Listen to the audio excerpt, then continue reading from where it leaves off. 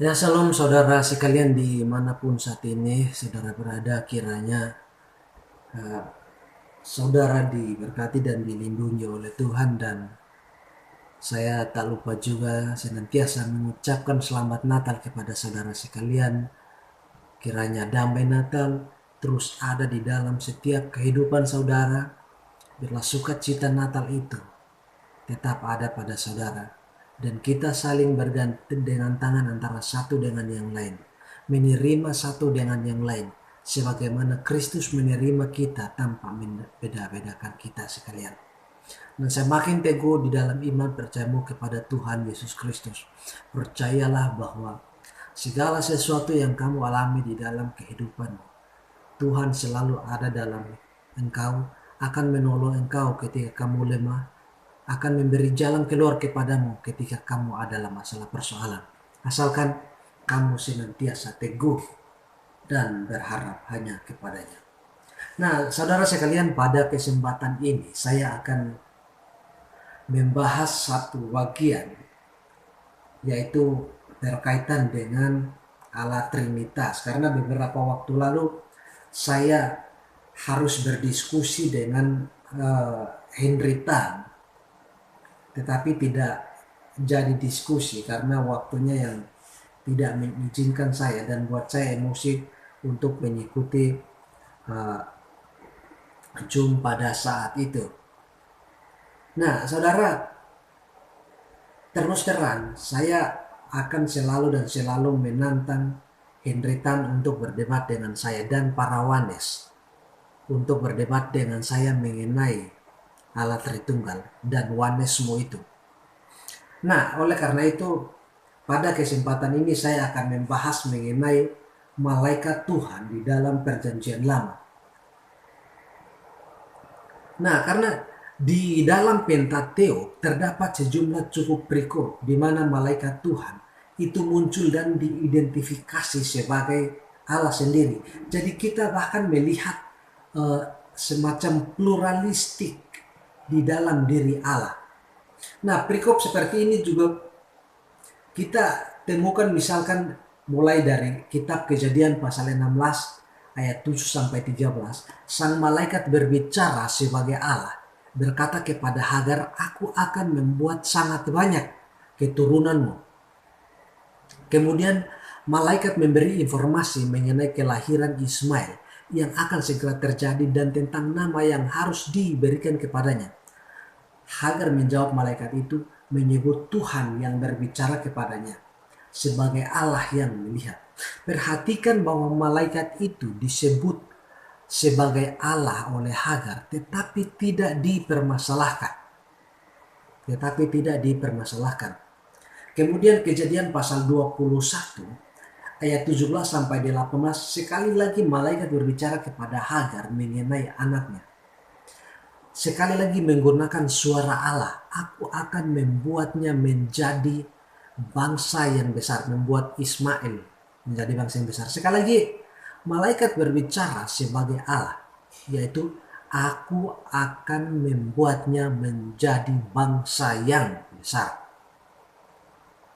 Nah, kemudian saya kasih beberapa bagian dari Perjanjian Lama. Misal lagi Kejadian pasal 22 ayat 11 sampai 18. Ketika Abraham hampir mempersembahkan Ishak di atas altar, malaikat Tuhan memanggil dari surga. Ingat, yang memanggil adalah malaikat Tuhan. Dan kemudian memberikan janji-janji yang sesuai dengan kavenan yang sudah Allah tetapkan. Perkataan malaikat di sini setara dengan perkataan Tuhan. "Aku akan membuat engkau menjadi bangsa yang besar dan memberkati engkau." Kejadian pasal 31 ayat 10 sampai 13.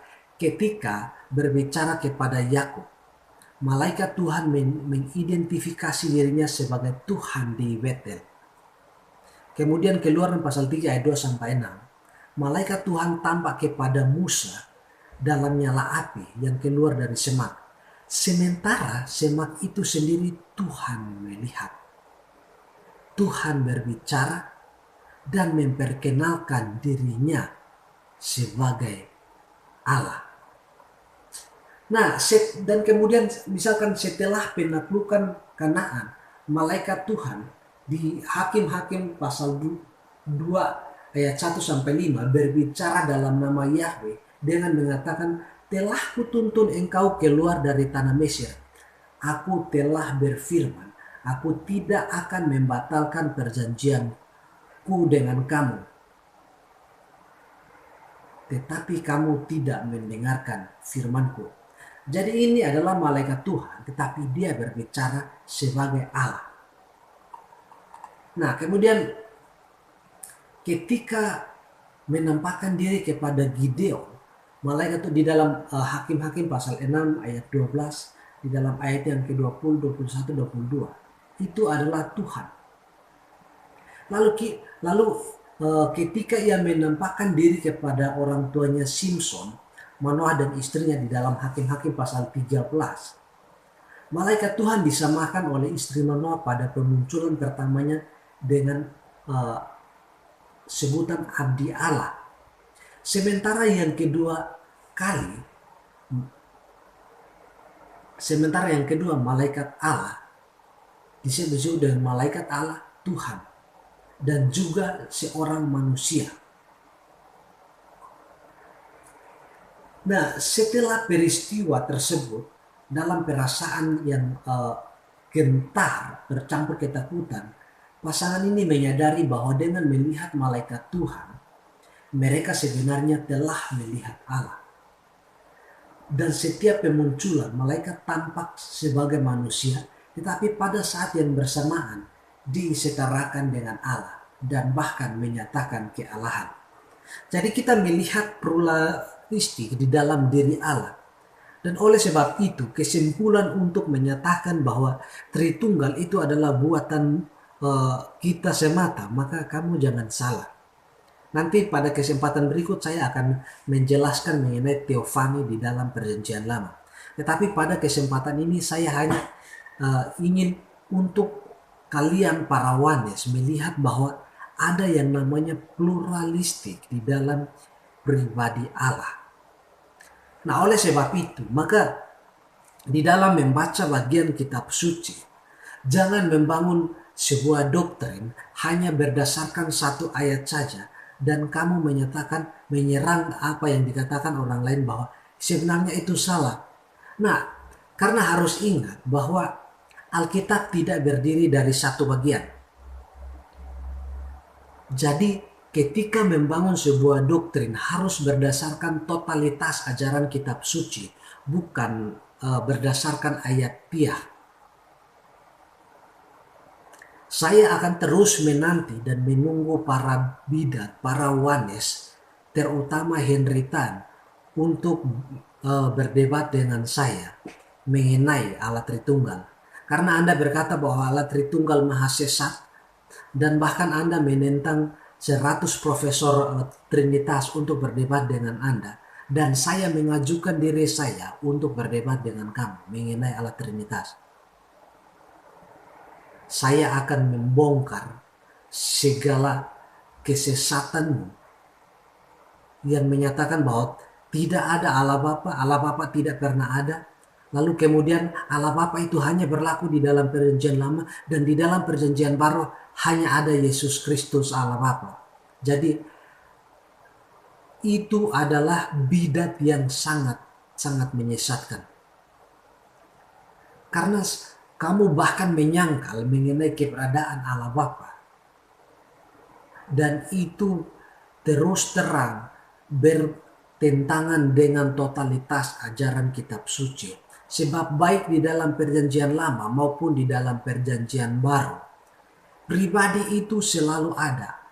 Istilah nama Bapa, nama Yahweh itu selalu ada. Dan di dalam perjanjian baru kita melihat ada nama Anak dan Roh Kudus. Kita bisa membedakan, tetapi tidak bisa dipisahkan. Nah, itulah rangkaian Trinitas. Nah, saya tidak mau panjang lebar, saya akan selalu menunggu barang siapa yang mau maju untuk berdebat dengan saya mengenai Allah Trinitas. Saya bersedia untuk berdebat dengan saudara. Para Wanes, silakan. Saya siap untuk berdebat dengan saudara. Tuhan kiranya menyertai saudara sekalian dimanapun berada. Allah Tritunggal memberkati kita. Shalom.